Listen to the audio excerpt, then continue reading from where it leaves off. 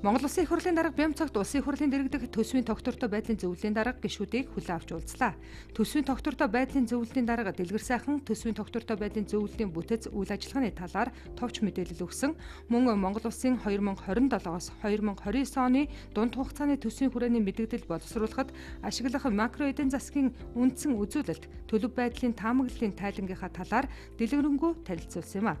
Монгол Улсын эдийн засаг 6.8% өсөлттэй байгаа. Гэвч нүүрсний зах зээлийн нөхцөл эдийн засгийн бүтэц эмзэг хэвээр байгаажээ.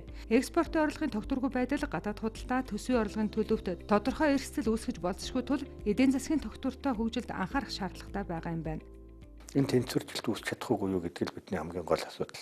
Импортоор дамжиж ирж байгаа энэ хүндрэлийг экспорт харьцангуй сармагжуулж чадахгүй юу? Нүүрс ялангуяа нүүрс болон тэсэн дээр гэж харах ёстой. Үүнээс гадна хамгийн гол нөлөөлөл бол богино хугацаанд илүү хүчтэй байх юм байна.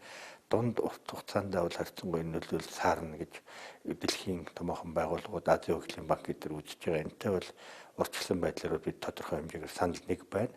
Энэ агуулгаар бид энэ нөлөөллийг харьцангуй тооцож энэ нөлөөллийг хэрхэн яаж бид харь арга хэмжээ авч иргэдтэй аж ахуй нэгжүүдтэй эдийн засагтай холбоотойгоор туулах талаар тооцоол хийхээр ингэж төлөвлөж байна.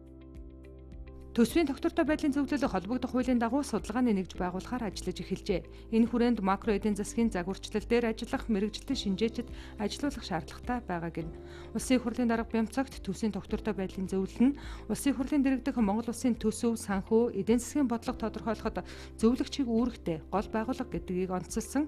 Дэлхийн улс төр эдийн засгийн нөхцөл байдал ээдрээтэй байгаа энэ цаг үед аливаа хүндрэл, сорилтуудыг сөрөн тэсвэрлэх ёстой. Тиймээс ойрын хугацаанд дах төсөв, санхүү, эдийн засгийг том зураглалаар нь харуулсан цогц таамаглал, зөвлөмж гаргаж танилцуулахыг төсвийн тогтвортой байдлын зөвлөлд чиглэл болголоо.